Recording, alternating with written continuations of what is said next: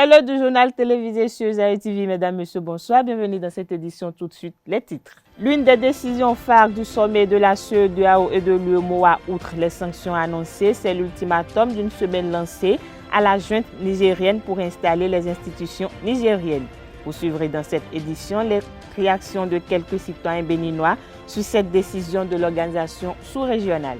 L'Organisation internationale Direct Aid Bénin, en partenariat avec la Commission nationale chargée des réfugiés et des apatrides, a organisé une caravane médicale le week-end écoulé. Le point de cette caravane dans cette édition. À l'international, le gouverneur de la Banque du Liban, Riyad Salamé, a quitté son poste ce lundi 31 juillet alors qu'il était poursuivi pour des détournements de fonds. Nous y reviendrons.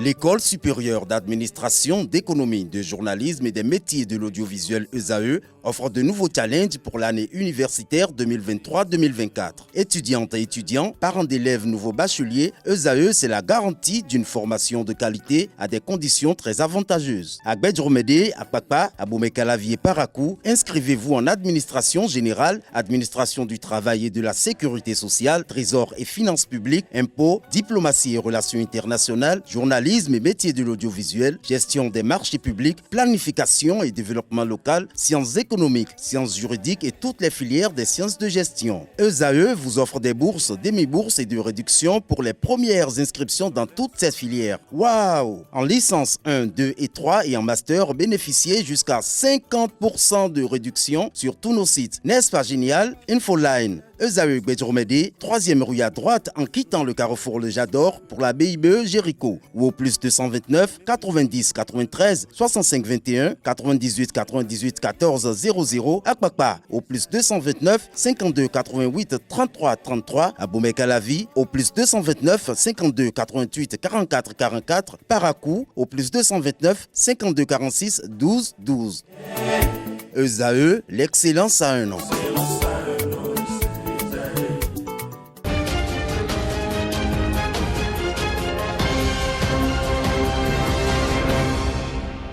À nouveau, bonsoir. La CEDEAO a tenu ce dimanche 30 juillet 2023 un sommet extraordinaire sur la situation au Niger. L'organisation sous-régionale au thème de ce sommet a pris des sanctions contre le régime militaire et ordonné la réinstallation du président démocratiquement élu dans le délai d'une semaine. Au lendemain de ce sommet, une équipe de notre rédaction s'est rapprochée de quelques citoyens béninois pour recueillir leur avis sur ces décisions. Suivez plutôt. Dire que dans une semaine, ils vont agir par un coup de force, moi je trouve que ce n'est pas approprié. Je pense que cette décision, elle est très malvenue. Puisque quand on parle d'un coup d'État, il faut aller négocier avec ceux qui ont fait le coup. Cette fois-ci, la CEDEAO, d'abord, ils ont vite réagi parce que les dirigeants ouest-africains, c'est la peur et la stupéfaction qui les anime. La CEDEAO est dans son rôle. C'est son rôle que l'ordre constitutionnel soit respecté dans chaque État. Et quand il y a remise en cause de cet ordre, c'est normal que la CEDEAO intervienne pour obliger les putschistes à revenir à l'ordre constitutionnel. Moi, je veux demander à ces émissaires de savoir s'envoyer. Je suis sûr que le peuple nigérien ne va pas se laisser faire. Ils ont dit qu'ils sont prêts. Ça veut dire déjà des avions, des aéronefs français ont violé le sol et les espaces aériens du Niger. C'est des violations flagrantes. C'est un État souverain. Est-ce que c'est parce que nous sommes la France qu'on doit violer tout ce que nous trouvons comme espace? Ou bien c'est parce que nous savons que nous sommes suffisamment forts? Mais nul n'est jamais assez fort pour se prévaloir de sa propre turpitude, parce qu'au moment où on s'y attend le moins, les surprises sont là. Quand on va commencer par tirer dans tous les sens, c'est maintenant que le peuple nigérien va donner le quitus maintenant de soutenir la junte au pouvoir. Et c'est des catastrophes. On ne peut pas faire le bonheur d'un pays, d'une nation contre son gré. Si les gens, ils avaient dit qu'ils ont désavoué Bazoum parce qu'il y avait une situation de terrorisme où, au dit du général, ils devaient avancer, ils ont demandé du renfort, on en leur en privé, et après, ils sont tombés en embuscade. c'est eux qui sont sur le terrain et ils savent ce dont ils sont victimes. Donc aujourd'hui, la lutte contre le terrorisme, la manière dont c'était voilé, aujourd'hui, les peuples commencent pas à comprendre que c'est l'arbre qui cache la forêt. Ils cherchent la paix et ils prônent la guerre. Je ne comprends pas. Il faudrait que ceux-là qui prônent la guerre contre le Niger aillent consulter leur dictionnaire et voir, relire ce qu'on appelle la souveraineté, relire ce qu'on appelle l'autonomie. Alors, si le Niger n'a pas une souveraineté, qu'on nous le dise. Si le Niger n'a pas son autonomie, qu'on nous le dise. Je l'encourage. Mais ce que moi je crains, une semaine qu'ils ont donnée là, ils n'ont qu'à encore proroger. Parce que pourquoi? On ne sait comment la guerre va commencer. Vous pouvez même être fort, mais pour finir la guerre, ce n'est pas une chose facile. Nous, on a vu ce qui se passe entre la Russie et l'Ukraine. La Russie est très très forte. Mais jusqu'à présent, elle n'a pas pu vaincre l'Ukraine. Donc, les chefs de l'État, ils n'ont qu'à faire très attention. Ils veulent associer, c'est le Nigeria, c'est le nouveau chef de l'État. Ouais, il veut frapper. Non, on ne frappe pas comme ça. Les chefs de l'État, de la CEDEAO, sont bien intelligents pour négocier avec ces militaires et les faire partir comme ce qu'ils ont fait au temps de Gilbert Diendéré au Burkina Faso. Ils ont leur raison, mais leur donner 7 jours, je pense que on les avertit de se préparer. Les 7 jours là, ce qui est sûr, les Nigériens aussi vont se préparer à aller à l'assaut. Et ce qui sera très grave pour la CEDEAO. Mais je n'en sais rien. S'ils peuvent réussir ça, tant mieux, mais ce n'est pas la meilleure solution. Ce qui concerne l'intervention militaire de la CEDEAO, moi je crois que c'est utopique. Hein. C'est sûr que les militaires qui sont au pouvoir ont déjà pris leurs dispositions. Donc ça va créer un drame dans le pays. Et les sanctions qu'ils veulent infliger, ça ne va pas toucher les militaires. Gel d'avoir, ils n'ont qu'à l'avoir. Non, gel d'avoir, interdiction de voyager, ça ne règle pas les problèmes. C'est le peuple qui va souffrir quand on va prendre les sanctions, les sanctions commerciales, fermer les frontières. Vous avez vu ce qui s'est passé au Mali? C'est le peuple qui a souffert. Après, ils ont encore suspendu les sanctions. Hein? On les a réintégrés. C'est toujours ça. C'est-à-dire qu'ils veulent montrer qu'ils sont inflexibles. Or, c'est la peur ils ont peur, ces dirigeants ouest-africains. Hein? Ils n'ont qu'à chercher à accompagner les Nigériens au lieu de chercher à les infliger une sanction. Et c'est le président nigérien qui est en train de faire ça. Et vous voyez, la France aussi a beaucoup d'intérêt là. Hein? La France aussi a intérêt parce que c'est son dernier allié. Et ils ont des accords avec le Niger. Ils ont 1500 soldats qui sont là. Et les Américains aussi sont présents avec des drones. Et les Allemands aussi sont présents, les Européens. On sait que le Niger est un pays enclavé. Il ne peut pas s'en passer des aides. Parce que l'Union européenne, ils ont déboussé beaucoup de choses. Donc, s'ils ont suspendu tout ça là, c'est les Nigériens qui vont souffrir. Hein?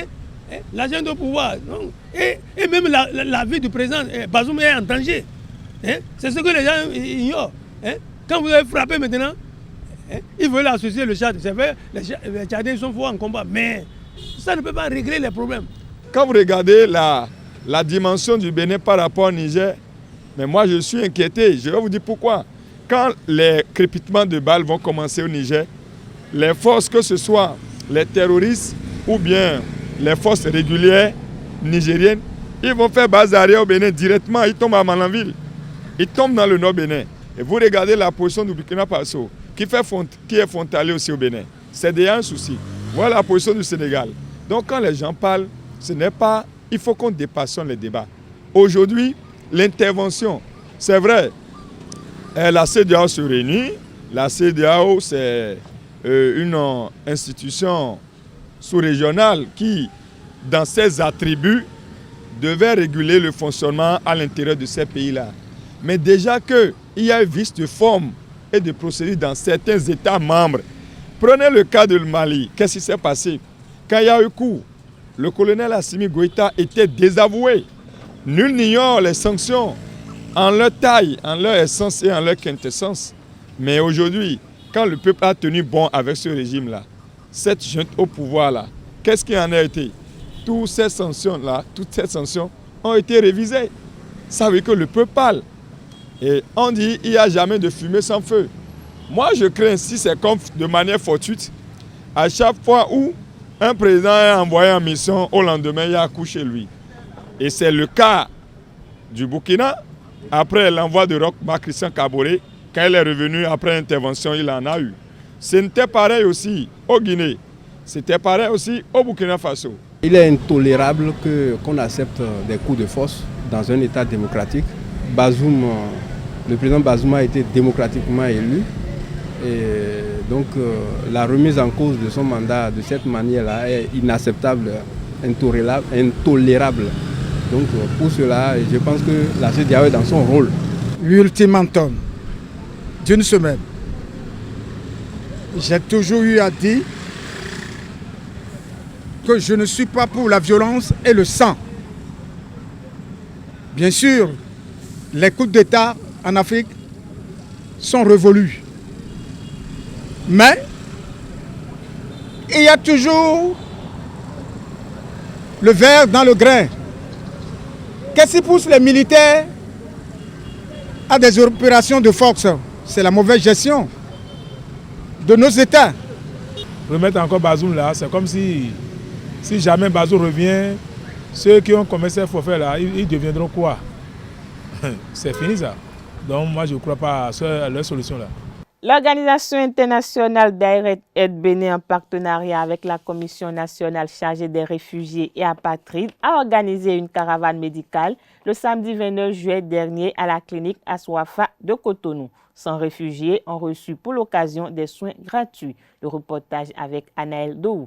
Une journée consacrée aux soins des réfugiés, c'est le fruit du partenariat entre l'Organisation internationale Direct Aid Bénin et la Commission nationale chargée des réfugiés et apatrides. Au total, 100 réfugiés ont bénéficié des conseils, consultations et prises en charge sanitaire dans la clinique de référence à Safwa de Direct Aid Bénin, une œuvre de l'organisation qui a des motivations salutaires. L'organisation Direct Aid est une organisation qui intervient dans l'humanitaire, dans plusieurs domaines, y compris celui de la santé.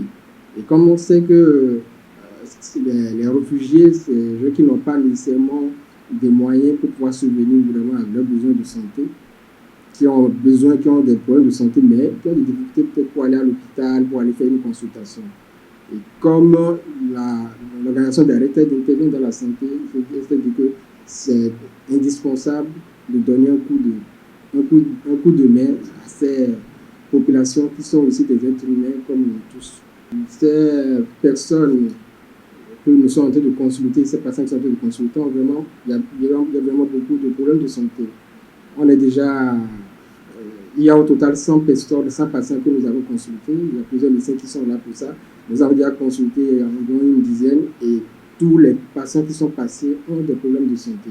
Profiter de ces avantages sanitaires dans une clinique équipée avec du matériel de dernière génération est une aubaine pour la Commission nationale chargée des réfugiés et apatrides. Vraiment, je vois que ça a déjà bien commencé. Déjà, aujourd'hui, les réfugiés sont contents, vraiment très contents de recevoir la santé. Vous savez qu'un homme sans santé n'est pas un homme, quoi. Donc, permettre aux réfugiés de se traiter, d'avoir les médicaments et de les suivre pour le mal qui les dérange, encore en terre étrangère, comme nous sommes au Bénin sans parents, c'est vraiment formidable. Je vais dire merci à l'ONG Direct Aid pour tout ce qu'ils font pour les réfugiés. Ce n'est pas seulement aujourd'hui, même avant ça, même avant cette séance d'aujourd'hui, nous avons toujours eu à recevoir beaucoup de dons de Direct Aid. L'Organisation internationale Direct Aid Bénin confirme ainsi son engagement pour le développement du Bénin, un développement qui passe par la bonne santé de tous.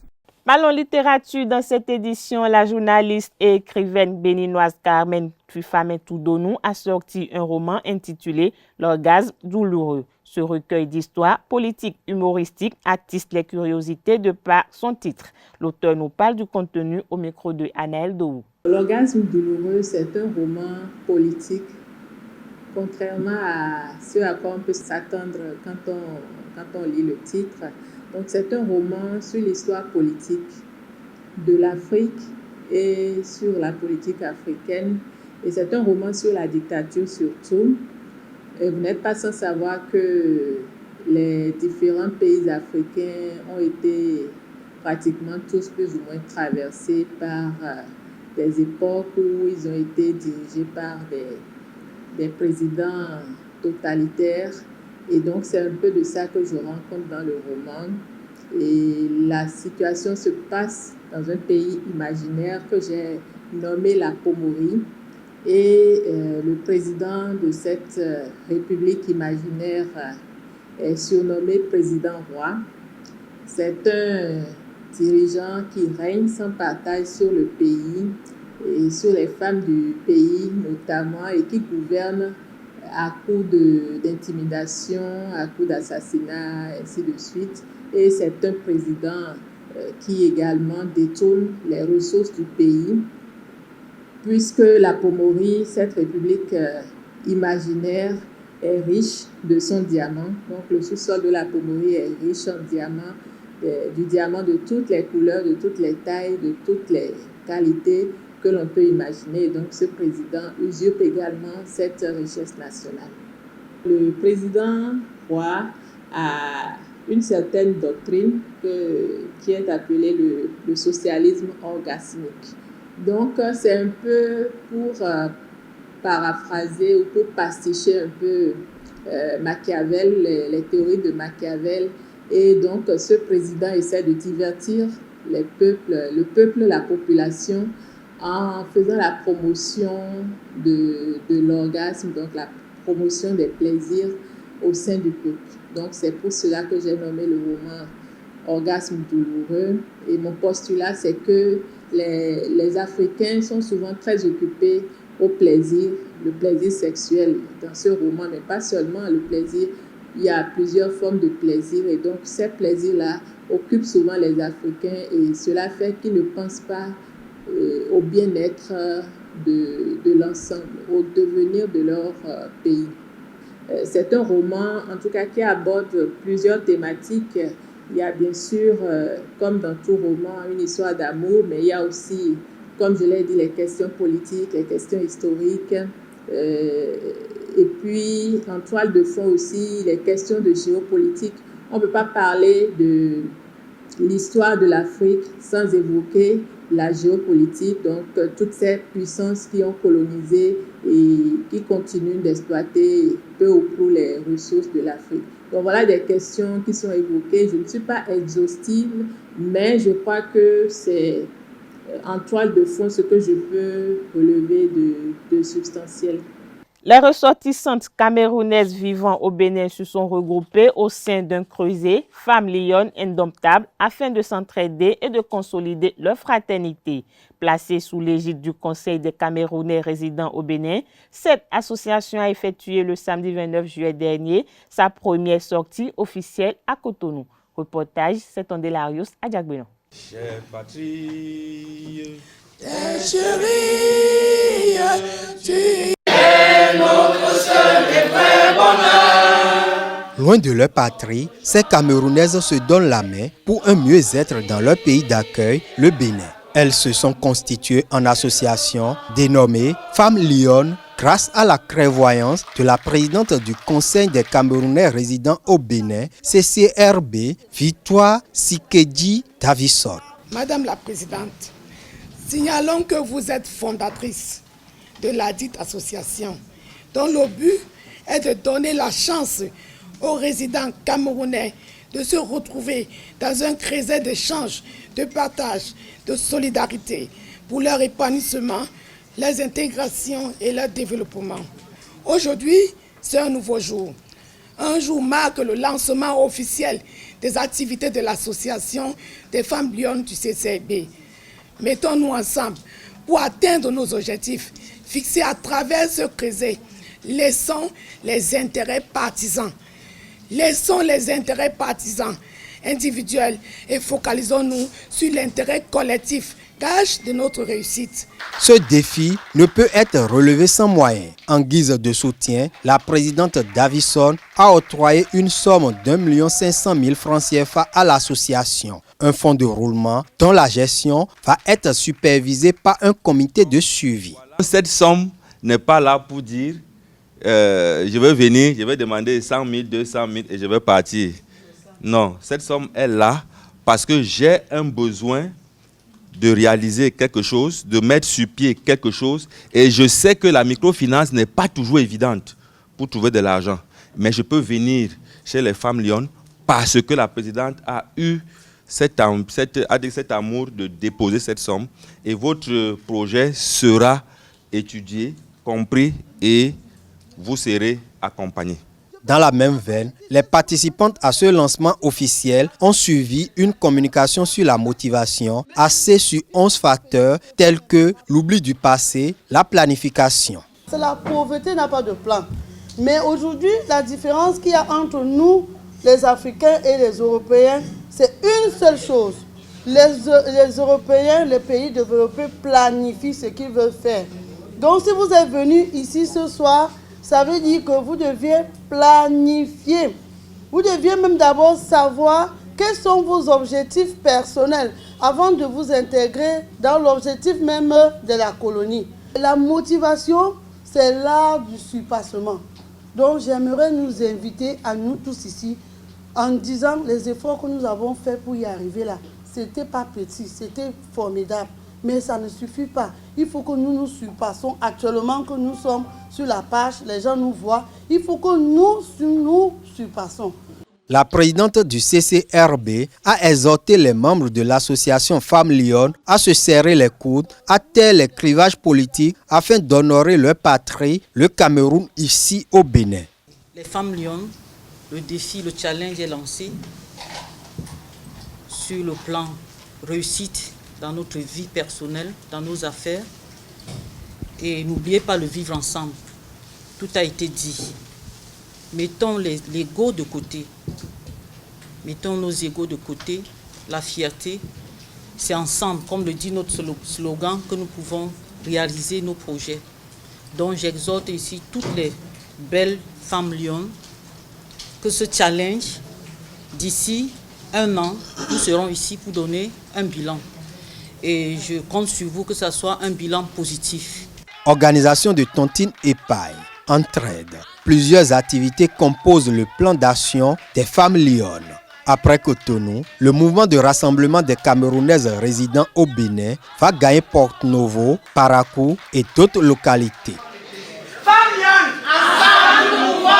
La chanteuse et compositrice béninoise Angélique Kidjo, honorée la star internationale, est lauréate du prix Lifetime Achievement Bassadi in Music Award 2023. 5 fois lauréate des Grammy Awards, la diva béninoise est une figure incontournable de la scène musicale internationale. Bassadi in Music Award en Afrique du Sud est un événement qui vise à célébrer le talent féminin dans l'industrie musicale. La cérémonie de remise de prix aura lieu le 12 août prochain.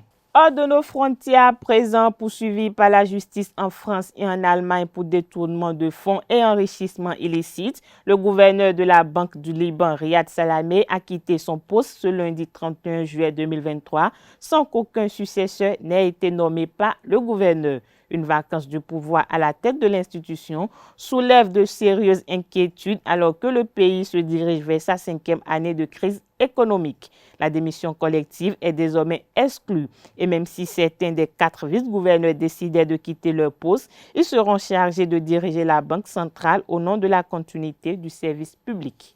L'Arabie saoudite prévoit d'organiser des pourparlers les 5 et 6 août prochains pour discuter des moyens de promouvoir la paix en Ukraine en présence de représentants de Kiev, de puissances occidentales et des pays en développement, soit près de 30 pays mais sans la Russie. Depuis que Washington a accusé Riyad de prendre le parti de la Russie en maintenant les prix du pétrole élevés, l'Arabie saoudite et son prince héritier Mohammed Ben Salman veulent jouer un rôle plus important dans la diplomatie internationale. En mai, elle avait ainsi accueilli le président ukrainien Volodymyr Zelensky lors d'un sommet de la Ligue arabe. Cette édition se poursuit en sport. L'Association de la presse sportive du Bénin a été portée sur les fonds baptismaux le vendredi 28 juillet 2023.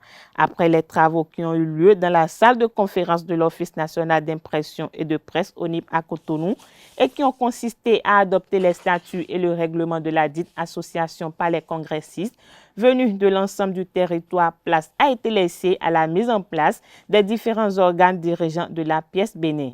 Ainsi, au terme du vote, Akime Ouseni Seydou est plébiscité à la tête de l'association pour les 3 prochaines années et l'organe de surveillance composé de 7 membres sera conduit par Hospice Metoli. Je vous invite à suivre au micro de Colombe Oussou les impressions de quelques journalistes sportifs qui expriment leurs satisfecits et leurs attentes. Il était temps que nous soyons représentés, il était temps que nous soyons unis, il était temps que nous soyons regroupés dans dans un creuset. Et dans ça, on a quitté loin depuis 2017. Et ça, c'est plus proche. On peut même aller jusqu'à 2014. Des gens vont même parler de 2012, 2010, 2008. C'est un ouf de soulagement parce que ce n'était pas gagné d'avance. Et vous n'êtes pas sans savoir qu'il y a eu assez de polémiques autour de cet événement. Dieu merci, on a réussi cet événement avec brio. C'est une grande satisfaction pour la presse béninoise et pour le septentrion d'où je viens. À l'issue de ce bureau élu, je suis content. Nous sommes là pour le progrès du sport béninois. À l'étranger, nous voyons comment ça se passe. Et déjà, si nous mettons les petits pas dans les grands plats, nous allons réussir. Et je souhaite une bonne réussite à l'équipe en place. Cela nous manquait depuis très longtemps. Et donc, ceux qui ont l'initiative, qui ont voulu fédérer tout le monde autour de ce creuset, c'est déjà important maintenant. Lors des travaux préparatifs, il y a eu quelques divergences, mais toute œuvre humaine n'est jamais parfaite. On va les améliorer, ils vont les améliorer le bureau mis en place. Le journaliste sportif qui parle football, c'est lui-même qui veut parler rugby. C'est lui-même qui veut parler escrime. C'est lui-même qui veut parler handball. C'est lui-même qui veut parler basketball. Si bien que nous nous retrouvons tous sur le même terrain et ce n'est pas bien. Nous voyons quand même ce qui se passe ailleurs. On a des spécialistes du basketball, on a des spécialistes du football, des spécialistes du handball, ainsi de suite, ainsi de suite. Quand on parle du cyclisme, on a des gens qui connaissent les terminologies, ils connaissent les termes qu'il faut. Donc c'est pour ça que nous voulons nous mettre ensemble et être moins critiqués par ceux qui sont quand même, je vais dire, les premières personnes avec qui nous travaillons, c'est-à-dire les associations sportives. Il faudrait que nous maîtrisions véritablement le langage de leur discipline. Et cela va passer par la formation et la défense de nos intérêts. C'est déjà intéressant que les uns et les autres puissent rester ensemble pour pouvoir travailler, pour, en tout cas, comme je le disais, fédérer les énergies de tout le monde autour, n'est-ce pas, d'un creuset, qu'est le creuset des journalistes sportifs béninois. Bien évidemment, il n'y aura pas tout le monde qui sera d'accord